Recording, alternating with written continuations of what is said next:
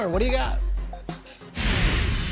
With the signing of Antonio Brown to the Tampa Bay Buccaneers now official, it's interesting to note that in just August, Bruce Arians didn't think this was still a good fit, but things have changed over the last couple of weeks. First, they've been hit by a number of injuries at the wide receiver spot, as Mike Evans, Chris Godwin, and Scotty Miller have all battled through a variety of ailments, and adding depth at this price with this potential talent started to become a no-brainer, because they also believe Antonio Brown has matured, and Arians and general manager Jason Licht had more and more conversations to the point to where Arians went to a variety of veterans, asked them if they wanted Brown in the locker room, and each one of them said yes. It should be noted that this group of wide receivers in Tampa could be among the most unselfish in the NFL, as well as this entire offense is used to late additions, with the late addition of LaShawn McCoy and then Leonard Fournette right before the start of the season.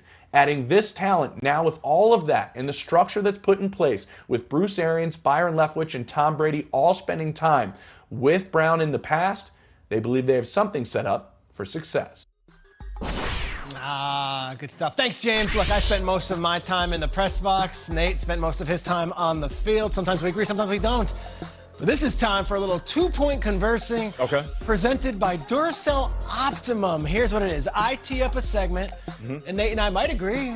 Most likely we're going to disagree. Okay. And then we have 90 seconds on the clock, and we go after it. All right, so as James Palmer just told you, the Bucs have officially signed Antonio Brown, Nate. Here is the statement.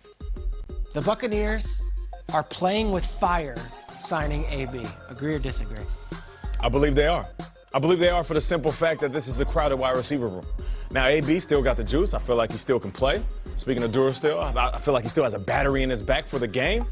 But when you have Mike Evans, Chris Godwin, Scotty Miller, list goes on and on, including the tight ends, how is he going to fit in? He's been used to being the man. I would love to see Antonio Brown back in a uniform. I'd rather him go to a team that needed a #1 wide receiver. What would you say? I'd say 2 weeks in, if he even starts to have any antics, if he even tweets a thing, he's gone. Cut him.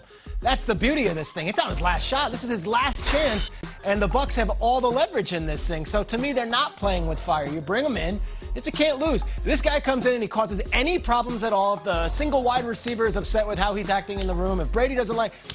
If he even thinks about going to social media, cut his you-know-what. That's okay. it. Here's the deal. They bid his contract. It's all team-based. He gets a $750,000 bonus if they win the Super Bowl. That's twice as much as his base salary right now. Yeah. This is a no-lose. To me, there is no fire. The fire is the fire that'll be under his you-know-what when they cut him if he acts up. It's not about the legacy. I mean, it's not about the money. It's about the legacy for Antonio Brown. He's not going somewhere to try to get more money. He's been paid handsomely in this league. I think it's about rewriting the narrative. And does he want the latter part of his career to be a fourth wide receiver on a squad that's already cooking?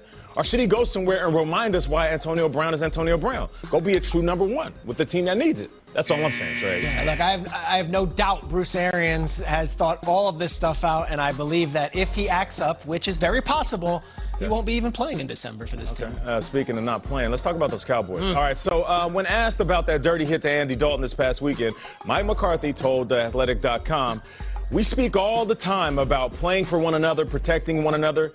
It definitely was probably not the response you would expect." So here's the statement. Mike McCarthy was right to call out the Cowboys players for not retaliating after that dirty hit to Andy Dalton. I liked it. Maybe this lights a fire under them. The fact of the matter is, I watched that play, and I was waiting for someone on the Cowboys team to step up and have Andy Dalton's back. Not a single player retaliated. And I know you're saying, what is this, 1980s, 1970s, what is it, a backyard brawl? No, but look, it's a hockey player mentality. You knock our quarterback out like this, somebody have his back. No one even flinches. That was one of the dirtiest hits we've seen in years from John Bostic. And the Cowboys players kind of sit there and twiddle their fingers. Nate, I'll say this. If we were to go into a bar, and I know the NFL football field is not a bar, and you, me, Kay, Kyle, we've got a group.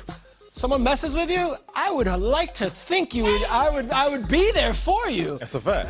Sitting there on your hands and watching, I can't go for that. Yeah, I feel you on that. This is a different type of family here on Good Morning Football. That's the NFL, man. Listen, what is this? Unnecessary roughness with Scott Bakula? Is this the Sinbad? Wildcats with Wesley Snipes? Nah, this is real life. And another reason why I don't like the fact that he's telling everybody this, keep that to yourself. Keep that in the locker room. Okay, so last week we had players calling out the coaching staff saying they don't know what they're doing. Now you got the coaching staff calling out players. This is as messy as 8th grade girls at lunchtime. All we're hearing is talking and not enough playing. If the coach is going to be doing this, the players are going to start doing even more.